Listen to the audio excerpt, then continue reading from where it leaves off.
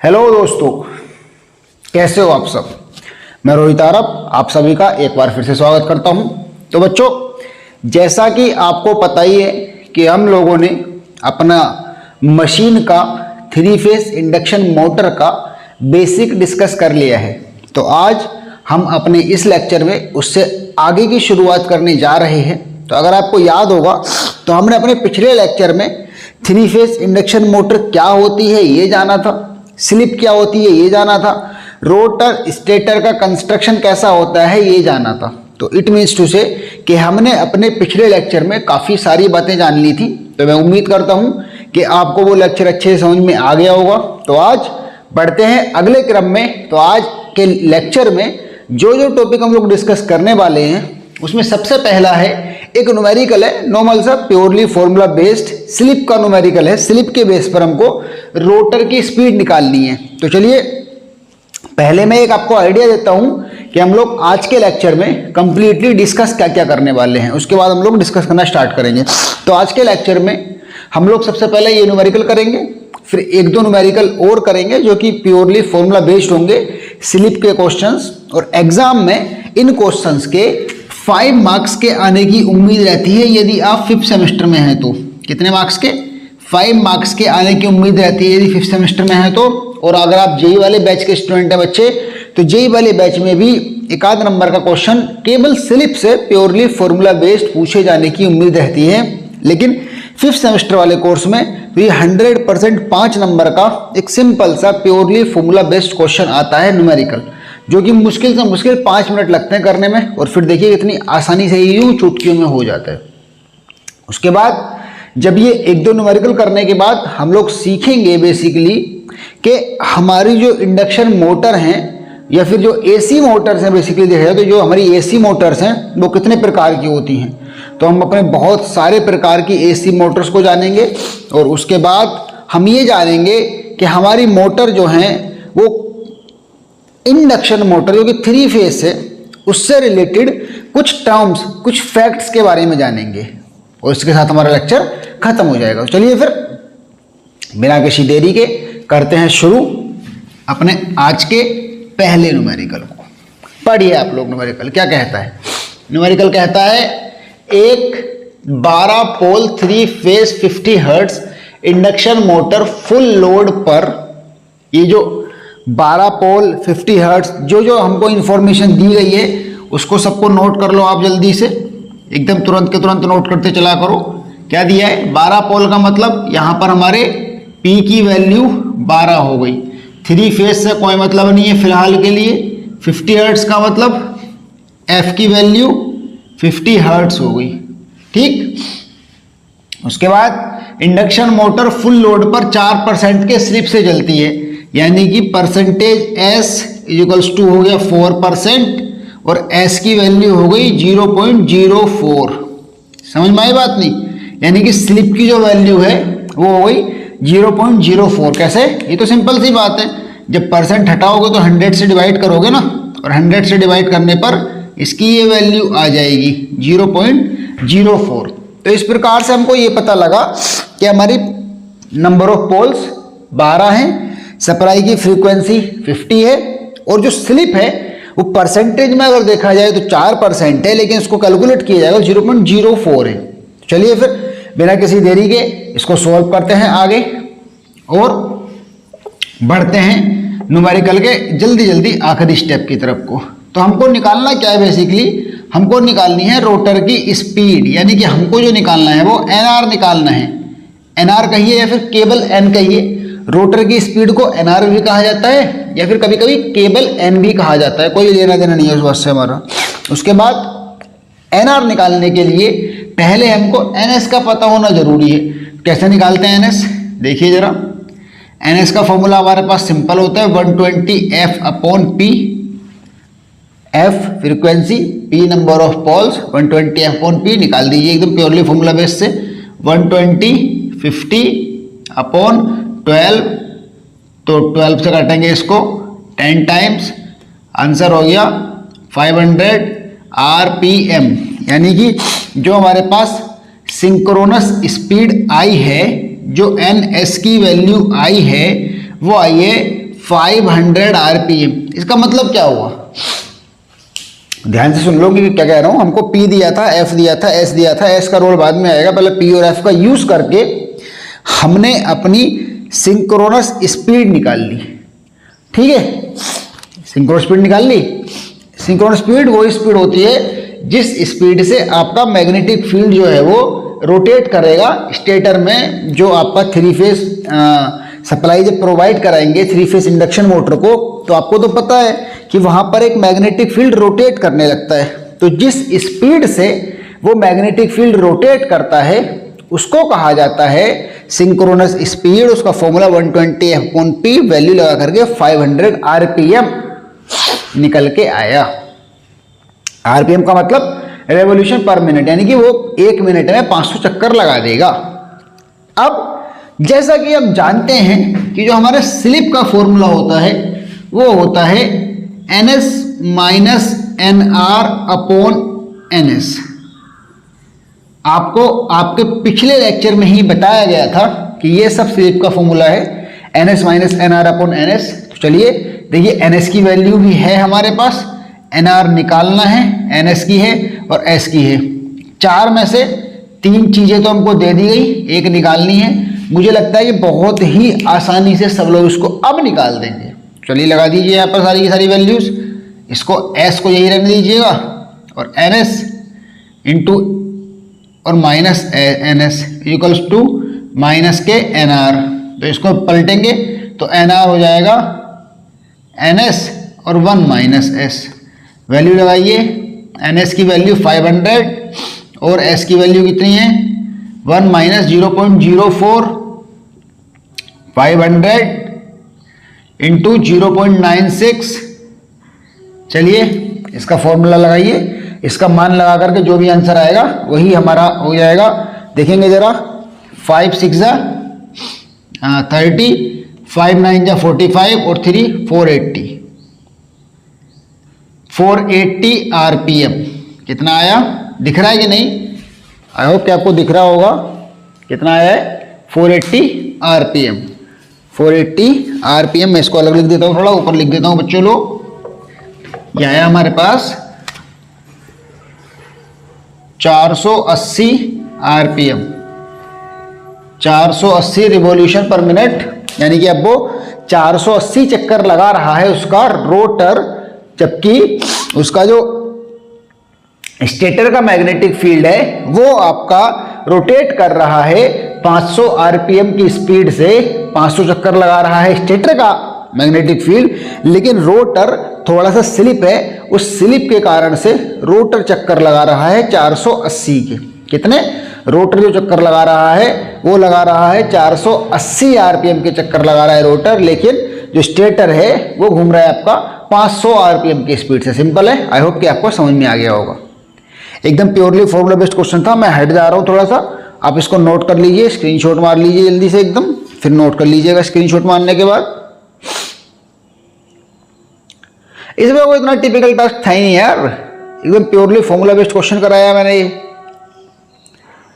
एक क्वेश्चन और कराते हैं मजेदार, है ना, और फिर हम बढ़ेंगे अपने मोटर के टाइप्स की तरफ को। एक क्वेश्चन और लिखते हैं बढ़िया सा थोड़ा, वो भी प्योरली फॉर्मूला बेस्ड। देखिए अभी तक हम लोगों ने सिर्फ एक ही चीज तो पढ़ी है और वो पढ़ी है स्लिप, तो इसलिए मैंने सिर्फ स्लिप का क्वेश्चन कराया अभी। मतलब अभी तक केवल ऐसा क्वेश्चन छुआ है जो कि स्लिप पर बेस्ड है। किस पर बेस्ड है? स्लिप पर बेस्ड है। तो स्लिप पर बेस्ड क्वेश्चन को हमने छुआ केवल अभी तक, और बाकी सारे क्वेश्चन हम अभी करने वाले हैं। लेकिन जितने फॉर्मूले हमने अभी तक पढ़ लिए उन फॉर्मूलों का अभी कर लेते हैं, जो फॉर्मूले आगे आगे पढ़ेंगे उन फॉर्मूलों का बाद में कर लेंगे। ओके, आई होप कि आपको जो है समझ में आया होगा। फिर भी अगर कोई दिक्कत कोई परेशानी है तो आप बिंदास पूछ सकते हैं। अगला क्वेश्चन ये लिख रहे हैं हम लोग कि एक 2 पोल 3 फेज 50 हर्ट्ज मोटर 3% का स्लिप है, तो मोटर की स्पीड और फ्रीक्वेंसी ज्ञात करनी है। चलिए क्वेश्चन है, एक 2 पोल 3 फेज इंडक्शन मोटर 3% के स्लिप को क्या बोलते हैं हिंदी में, सर्पण से घूम रहा है। ठीक है ना बच्चों, कोई दिक्कत तो नहीं। तो मोटर की स्पीड व फ्रीक्वेंसी ज्ञात करो। यहां पर 3 फेज 50 हर्ट्ज भी लिख देना है आपको, है ना, 3 फेज 50 हर्ट्ज। और मोटर नहीं, इसको रोटर लिखो, तब ज्यादा सही एकदम एग्जैक्ट बैठेगा। अब ठीक है, अब क्वेश्चन पूरा देखिएगा। क्वेश्चन पूरा ये है भैया कि एक 2 पोल 3 फेज 50 हर्ट्ज इंडक्शन मोटर 3% के स्लिप से घूम रहा है, तो रोटर की स्पीड और फ्रीक्वेंसी याद करनी है। स्पीड तो यूं निकाल दोगे चुटकियों में, जहां तक मुझे लगता है। सॉल्यूशन, सबसे पहले मोटर की स्पीड निकालने, जैसा हमने पीछे किया है, पीछे वाले क्वेश्चन जस्ट पीछे वाले में किया है अभी, तो उसके लिए गिवन है P = 2 और F = 50 हर्ट्ज। तो हम यहाँ पर NS यानी कि सिंक्रोनस स्पीड निकाल देंगे 120 F/P वाले फॉर्मूले से। और 120 F/P से क्या हो जाएगा, 120 × 50/2 काटेंगे इसको, तो कितना होगा 3000 RPM। जो हमारा सिंक्रोनस स्पीड है, यानी कि जो स्टेटर में जो मैग्नेटिक फील्ड है वो 3000 RPM की स्पीड से घूम रहे हैं। लेकिन हमको 3000 RPM से कोई मतलब नहीं, हमको मतलब है यहाँ पर रोटर की स्पीड से। और रोटर की स्पीड के लिए S = NS - NR/NS। इस वाले फॉर्मूले को फिर से पुट करो, फिर से वही फॉर्मूला निकालिए, NR = NS और 1 - S और लगाइए value. NS 3000, 1 - 0.03, how much we get, 3000 × 0.97। Answer निकालिए, 3 7 जा 21, 3 9 जा 27 और 2 कितना हुआ 29, 2910 RPM। ये लीजिए भैया, जो रोटर की दिख रहा है ना, देखो जरा एक बार आपको दिख, तो आई होप कि आपको कंप्लीटली दिख रहा होगा। हाँ भैया, देखो साफ साफ दिख रहा है। NR = हो गया 2910 RPM, यानी कि रोटर की जो स्पीड है वो निकल के आई हमारे पास 2910 रेवोल्यूशन पर मिनट। जबकि हमारे सिंक्रोनस, जो हमारे स्टेटर में मैग्नेटिक फील्ड की स्पीड क्या थी, ये थी 3000 RPM। ठीक है, तो यहां तक तो था आसान काफी ज्यादा। लेकिन अभी मेन टास्क बाकी है। अभी मेन टास्क, दूसरा क्वेश्चन हमसे पूछा है कि रोटर की स्पीड तो हमने निकाल दी, अब फ्रीक्वेंसी निकालनी है। यानी कि देखिए, अब यहां पर कुछ लोग सोचेंगे कि सर रोटर की फ्रीक्वेंसी भी चेंज हो सकती है क्या स्टेटर की फ्रीक्वेंसी से? तो मैं आपको बताऊं, जवाब है हाँ। रोटर की फ्रीक्वेंसी स्टेटर की फ्रीक्वेंसी से बिल्कुल चेंज हो सकती है। ठीक है नहीं, रोटर की फ्रीक्वेंसी स्टेटर की फ्रीक्वेंसी से बिल्कुल चेंज हो सकती है। होता क्या है, पूरी कहानी आप ये समझिए कि कॉन्सेप्ट में क्या कहना चाह रहा हूं। जैसा कि हमने आप लोगों को अपने पिछले लेक्चर में डिस्कस किया था कि जब स्टेटर पर सप्लाई देते हैं,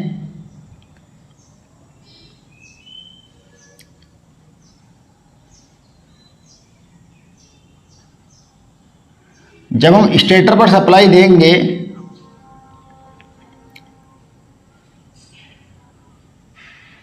तो रोटर पर सप्लाई जो पहुंचती है वो इंडक्शन के थ्रू पहुंचती है। ये हम लोगों ने डिस्कस किए थे लास्ट टाइम में बात।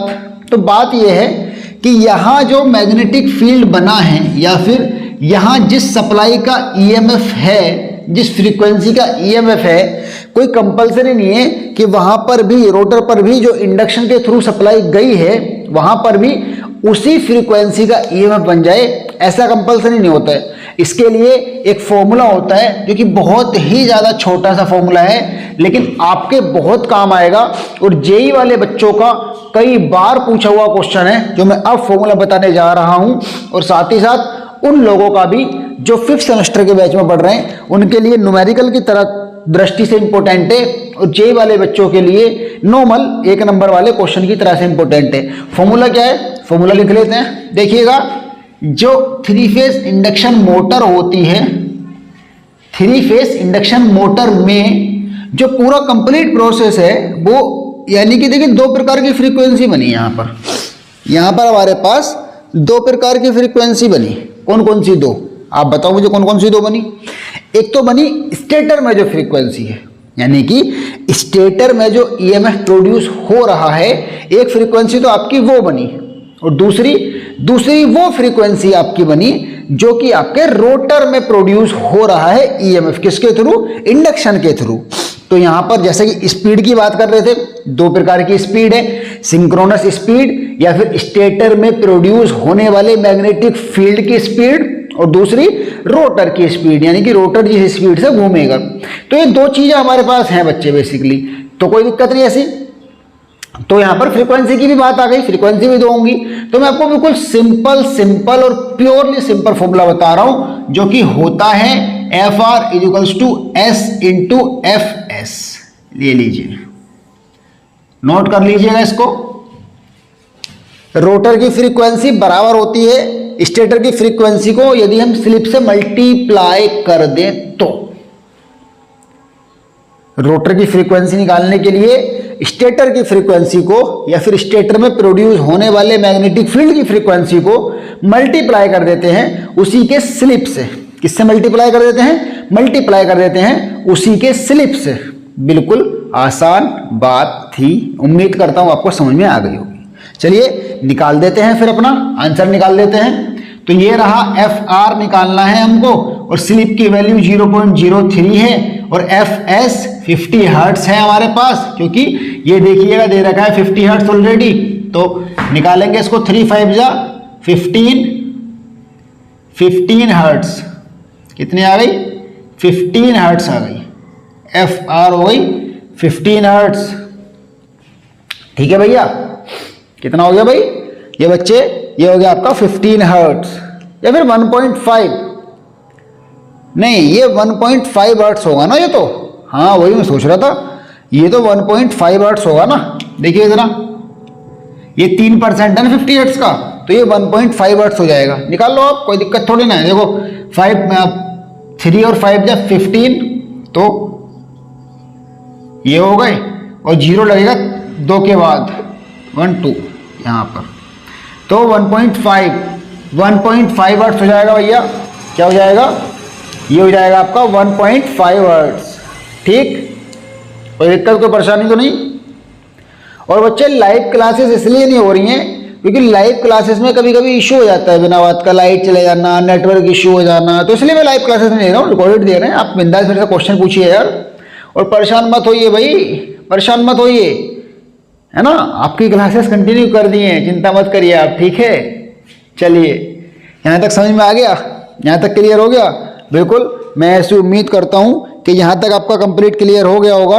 और अभी मैं आपको प्योरली फॉर्मूला बेस्ड क्वेश्चंस घर के लिए दे दूंगा, होमवर्क सेंड कर दूंगा ग्रुप में आपके, ठीक है। चलिए बढ़ते हैं हम अपने टाइप की तरफ। आप इसका स्क्रीनशॉट ले लीजिए, मैं थोड़ा साइड हो जाता हूँ, आप इसका स्क्रीनशॉट कर लीजिए। और फिर हम लोग बढ़ेंगे अपने इंडक्शन मोटर के टाइप्स की तरफ, कि इंडक्शन मोटर हमारी डिफरेंट आधारों पर कितने प्रकार की हो सकती हैं। यह अलग बात है कि आप पढ़ोगे किस किस को, लेकिन आपके डिफरेंट आधारों पर इंडक्शन मोटर कितने प्रकार की हो सकती हैं, इसके बारे में हम लोग स्टडी करेंगे। ठीक है भैया, चलिए आई होप कि आपने उतार लिया होगा। शुरू करते हैं जल्दी से।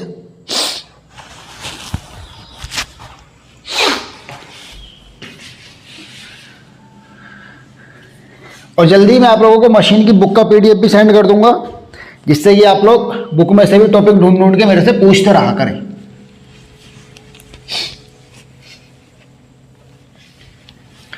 और चिंता मत करो यार, मशीन की क्लास को 25 से 30 क्लासेस में खत्म कर देंगे, तो चिंता करने वाली कोई बात नहीं है। मैक्सिमम 25 क्लासेस जाएंगे, ठीक है। तो आप परेशान मत होइए कि बिल्कुल 100% अच्छे से पढ़ाई कराई जाएगी यार। आपका एक भी रुपया बर्बाद नहीं है। आप ये मत सोचिए कि पैसे आपके फंस गए हैं या बर्बाद हो गए, ये तो धारणा कहीं मन में लाइएगा मत अपने यार, ठीक है। नहीं, नाम मात्र को पैसों में आपको मैं कोर्स प्रोवाइड करा रहा हूं, फिर भी चलिए हम पढ़ते हैं types of Motors. Types of AC motor ज्यादा सही रहेगा बोलना। टाइप्स ऑफ एसी मोटर्स अलग अलग आधारों पर, मतलब अलग अलग आधारों पर यहां पर एसी मोटर के प्रकारों की बात करेंगे। जैसे कि अगर हम बात करें वर्किंग प्रिंसिपल के आधार पर, सबसे पहले यही है, वर्किंग प्रिंसिपल के आधार पर ही बात की जाएगी। वर्किंग प्रिंसिपल के आधार पर, on the basis of working principle. तो देखें जरा वर्किंग प्रिंसिपल के आधार पर हमारी, देखो जब हम डीसी मोटर की बात नहीं कर रहे, अभी बात करना है सिर्फ एसी मोटर की।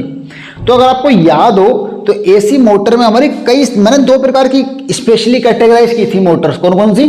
सिंक्रोनस और इंडक्शन। हाँ, अभी भी वही रहेंगी, सिंक्रोनस और इंडक्शन। लेकिन फिर इसके साथ साथ हम एक दो मोटर के नाम और लिख देंगे, जैसे रिपल्शन है, हिस्टैरिसीस है, ऐसे करके। तो चलिए लिख देते हैं हम यहाँ पर अपने।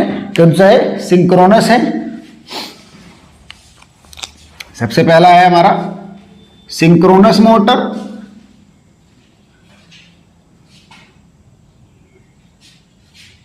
दूसरा है इंडक्शन मोटर। तीसरा है रिपल्शन मोटर, रिपल्शन भी लो। और भी चाहो तो आप नाम लिखो, चाहो तो मत लिखो। हिस्टैरिसीस मोटर लिख दो।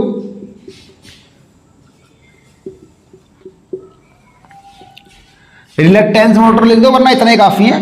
बेसिकली तो देखा जाए तो केवल ऊपर के दो ही नाम बहुत हैं, क्योंकि ऊपर के दो ही नाम अपने आप में इतनी बड़ी पावर रखते हैं कि वो किसी और की जरूरत ही नहीं उनको। सिंक्रोनस को हिंदी में तुल्यकाली बोलते हैं, समझा रखा है ऑलरेडी, उसके अब तो रिवीजन के तौर पर बता रहा हूं मैं। इंडक्शन को प्रेरण बोलते हैं, और इतने दिन से इंडक्शन की कहानी चल रही है। रिपल्शन को क्या बोलते हैं? रिपल्शन को रिपल्शन ही रहने दो, रिपल्शन। प्रतिकर्षण बोलेंगे इसको, इसको बोलेंगे प्रतिकर्षण मोटर। रिपल्शन को बोलेंगे हम प्रतिकर्षण।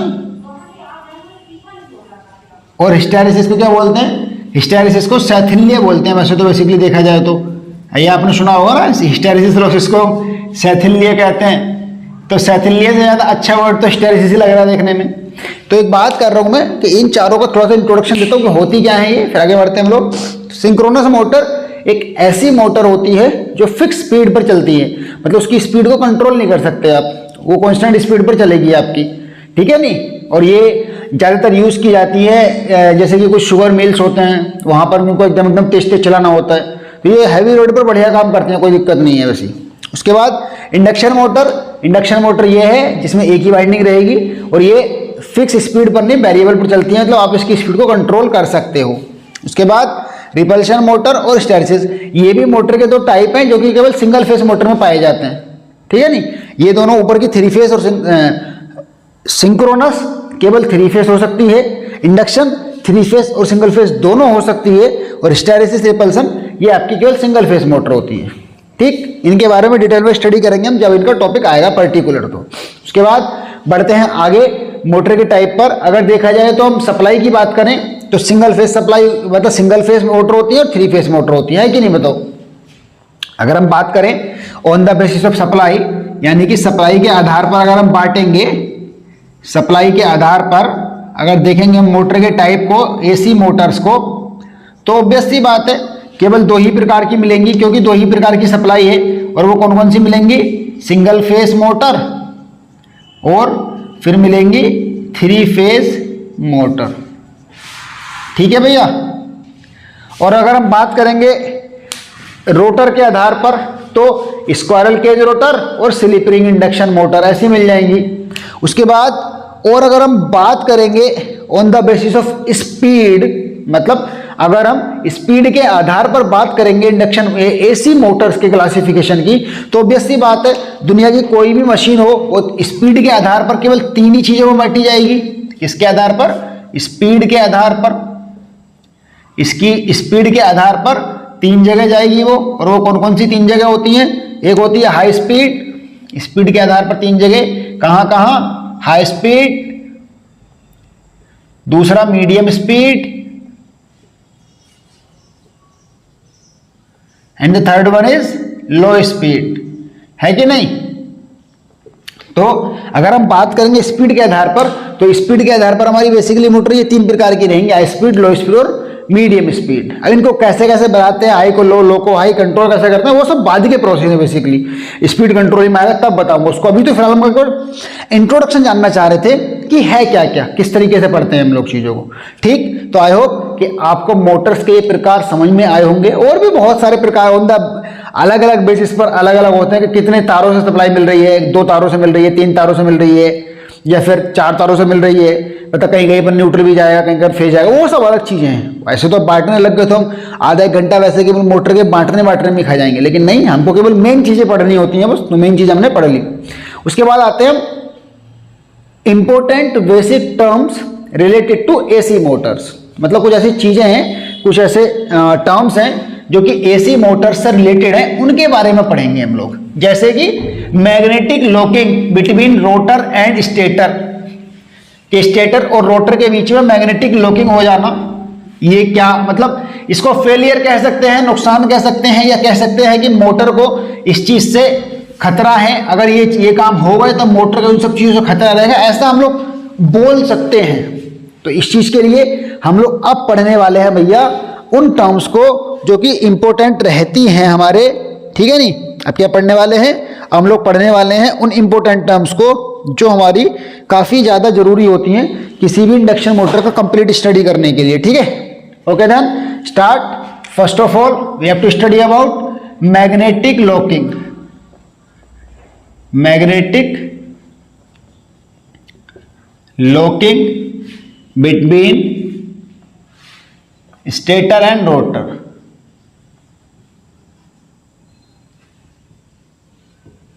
Magnetic locking between stator and rotor, इसका मतलब क्या कि स्टेटर व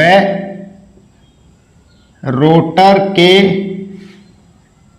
बीच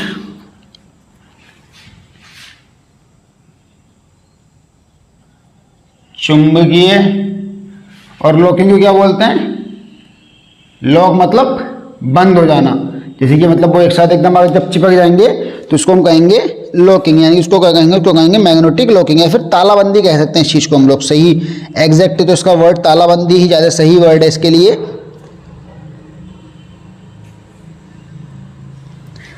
तो मैग्नेटिक लॉकिंग का मतलब चुंबकीय तालाबंदी।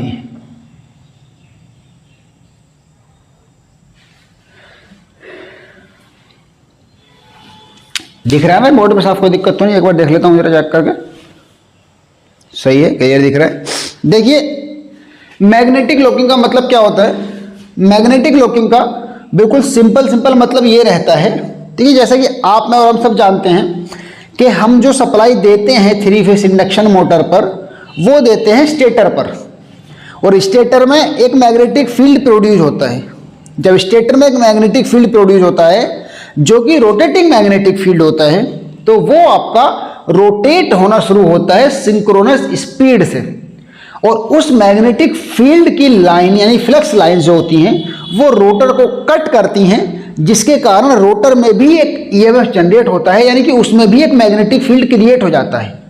तो होती क्या है कहानी कि यदि रोटर घूम रहा है और स्टेटर पे स्थिर है, लेकिन स्टेटर में मैग्नेटिक फील्ड घूम रहा है, तो यदि स्टेटर के स्लॉट्स रोटर के स्लॉट्स के बिल्कुल सामने आ जाते हैं, जैसे कि लाइक दिस, आप इसको कुछ ऐसा कंसिडर कर सकते हो, जैसे मान लीजिए ये हमारे पास स्टेटर के स्लॉट्स हैं,